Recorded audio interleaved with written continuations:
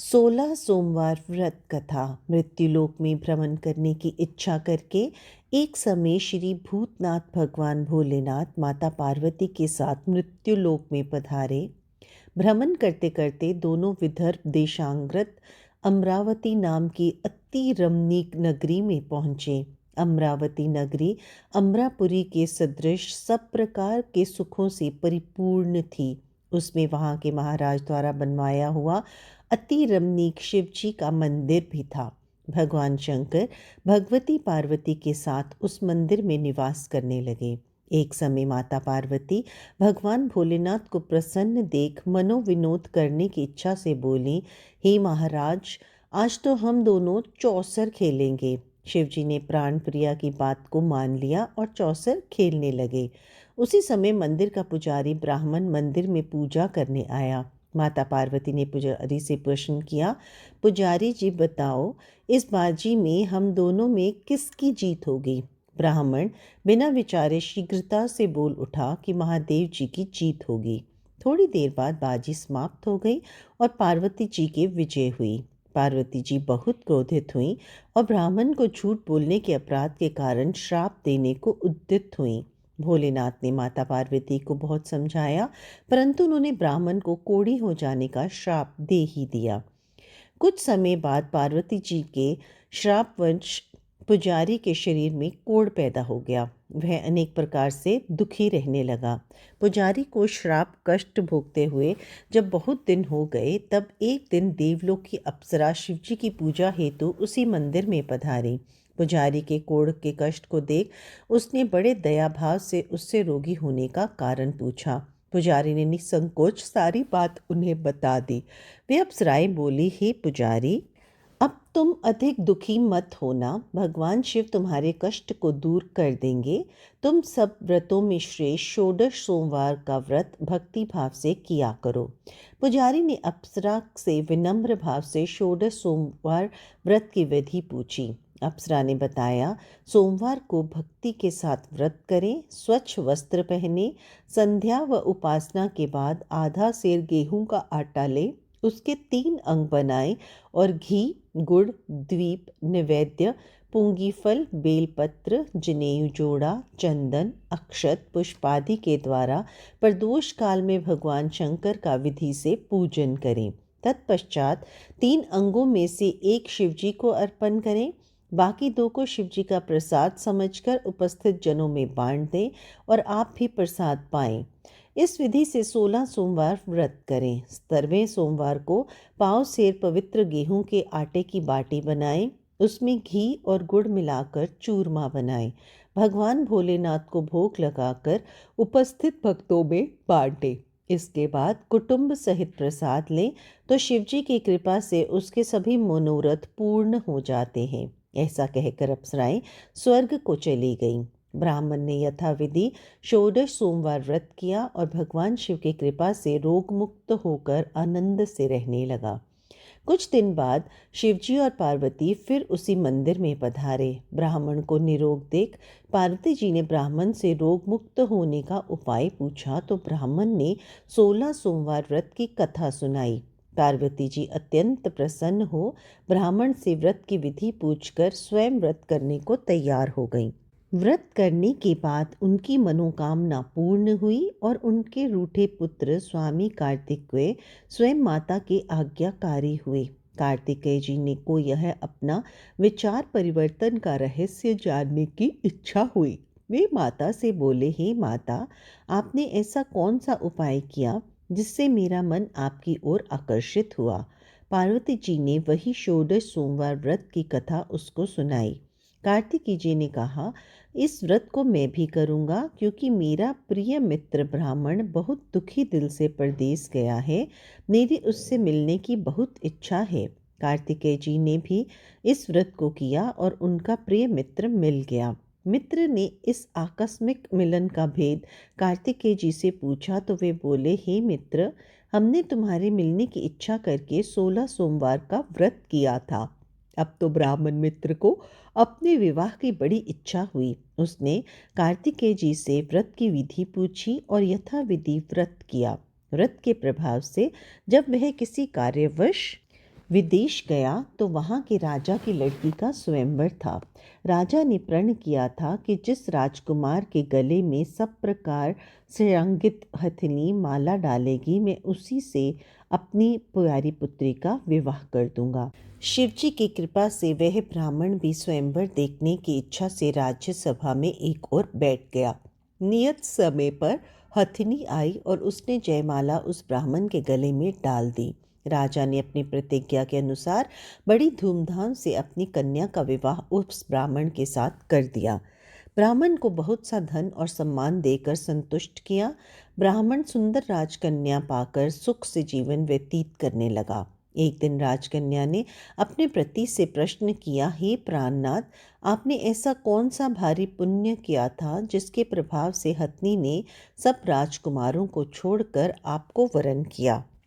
ब्राह्मण बोला, हे प्राण प्रिय, मैंने अपने मित्र कार्तिकेय जी के कथानुसार 16 सोमवार का व्रत किया था, जिसके प्रभाव से मुझे तुम जैसी स्वरूपवान पत्नी की प्राप्ति हुई है। व्रत की महिमा सुनकर राजकन्या को बड़ा आश्चर्य हुआ। वह भी पुत्र की कामना करके व्रत करने लगी। शिवजी की दया से उसके गर्भ से एक अति सुंदर, सुशील, धर्मात्मा और विद्वान पुत्र उत्पन्न हुआ।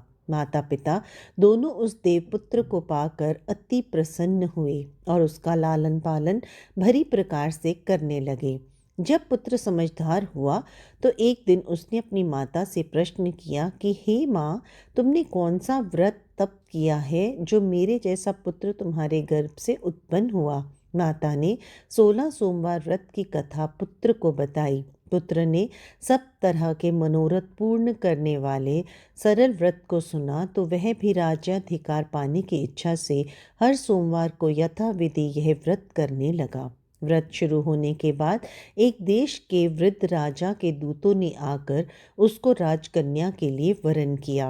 राजा ने अपनी पुत्री का विवाह ऐसे सर्वगुण संपन्न ब्राह्मण युवक के साथ करके बड़ा सुख प्राप्त किया। वृद्ध राजा के दिवंगत हो जाने पर इसी ब्राह्मण युवक को सिंहासन पर बिठाया गया, क्योंकि दिवंगत राजा के कोई पुत्र नहीं था। राज्य का उत्तराधिकारी होकर भी वह ब्राह्मण पुत्र 16 सोमवार का व्रत करता रहा। जब 17वां सोमवार आया तो विप्र पुत्र ने अपनी प्रियतमा से पूजन सामग्री लेकर शिव पूजा के लिए शिवालय में चलने को कहा, परंतु उसकी पत्नी ने उसकी आज्ञा की परवाह न की। दास दासियों द्वारा सब सामग्रियां शिवालय भिजवा दी, परंतु आप नहीं आई।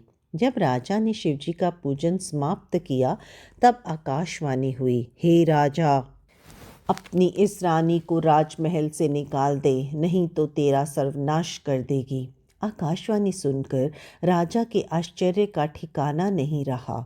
उसने मंत्रणागृह में आकर अपने सभासदों को बुलाकर पूछा कि हे मंत्रियों, मुझे आज शिवजी की आकाशवाणी हुई है कि राजा तो अपनी इस रानी को निकाल दे, नहीं तो तेरा सर्वनाश कर देगी। राज्य में मंत्री तथा सभासद आदि सब विस्मय और दुख में पड़ गए, क्योंकि जिस कन्या के कारण राज्य मिला है, राजा उसी को निकालने का जाल रच रहा है।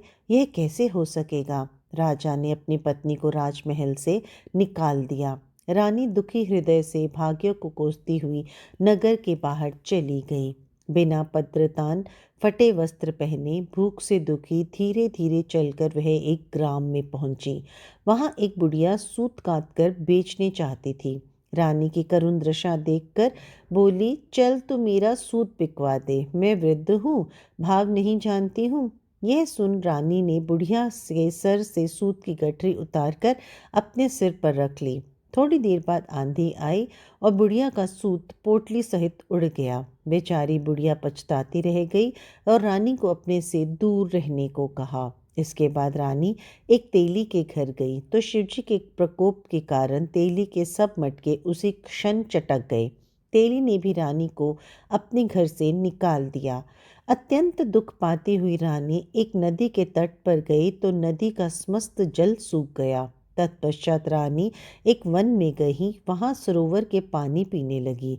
उसके हाथ का स्पर्श होते ही सरोवर का नील कमल के समान जल असंख्य कीड़ामय होकर गंदा हो गया। रानी ने भाग्य पर दोषारोपण करते हुए उस जल को पीकर पेड़ की शीतल छाया में विश्राम करना चाहा, परंतु रानी जिस पेड़ के नीचे जाती उस पेड़ के पत्ते तत्काल टूटकर गिर जाते।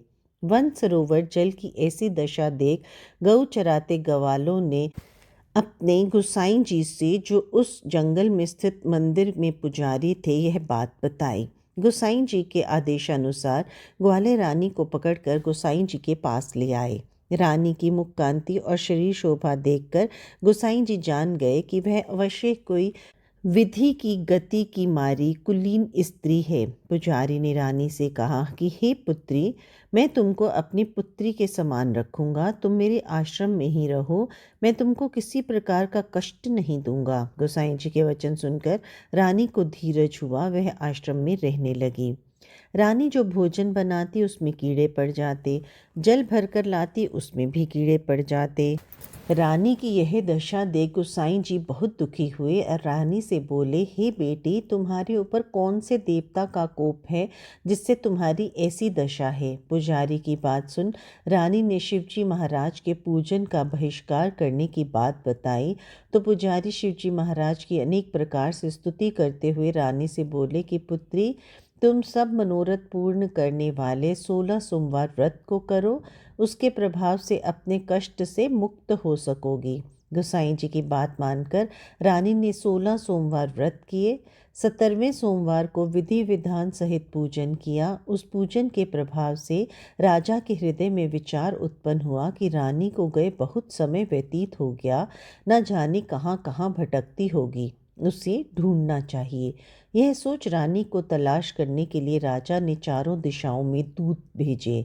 वे दूत रानी को ढूंढते हुए पुजारी के आश्रम में पहुंचे। वहां रानी को पाकर पुजारी ने रानी को अपने साथ ले जाने का आग्रह करने लगे, परंतु पुजारी ने मना कर दिया। दूत चुपचाप लौट आए और महाराज को रानी का पता बतलाया। रानी का पता पाकर राजा स्वयं पुजारी के आश्रम में गए और पुजारी से कहा, महाराज, जो देवी आपके आश्रम में रहती है वह मेरी पत्नी है। शिवजी के कोप से मैंने इसका त्याग किया था, अब इस पर से शिवजी का प्रकोप शांत हो गया है, इसलिए मैं इसे लेने आया हूँ। आप इसको मेरे साथ जाने की आज्ञा दें। गोसाई जी ने राजा के वचन को सत्य समझकर रानी को राजा के साथ जाने की अनुमति दे दी। गोसाई की आज्ञा पाकर रानी प्रसन्न होकर राजा के साथ महल में आई। नगरवासियों ने नगर द्वार और नगर को तोरण तथा बंधनवारों से विविध विविध से सजाया। घर घर में मंगल गान होने लगे। पंडितों ने विविध वेद मंत्रों का उच्चारण कर अपनी राजरानी का स्वागत किया। ऐसी अवस्था में रानी ने पुनः अपनी राजधानी में प्रवेश किया। महाराज ने ब्राह्मणों को अनेक तरह से धन आदि देकर संतुष्ट किया। याचकों को धन धान्य दिया। नगरी में स्थान स्थान पर सदा व्रत खुलवाए, जहाँ भूखों को भोजन मिलता था। इस प्रकार से राजा शिवजी की कृपा का पात्र हो राजधानी में रानी के साथ अनेक तरह के सुखों का भोग करता हुआ 16 सोमवार का व्रत करने लगा। विधिवत शिव पूजन करते हुए इस लोक में अनेक सुखों को भोगने के पश्चात दोनों शिवपुरी को पधारे। जो मनुष्य मनसा वाचा कर्मणा भक्ति सहित 16 सोमवार का व्रत तथा पूजन इत्यादि विधिवत करता है, वह इस लोक में समस्त सुखों को भोग कर अंत में शिवपुरी को प्राप्त होता है। यह व्रत सब मनोरथों को पूर्ण करने वाला है। ओम नमः शिवाय।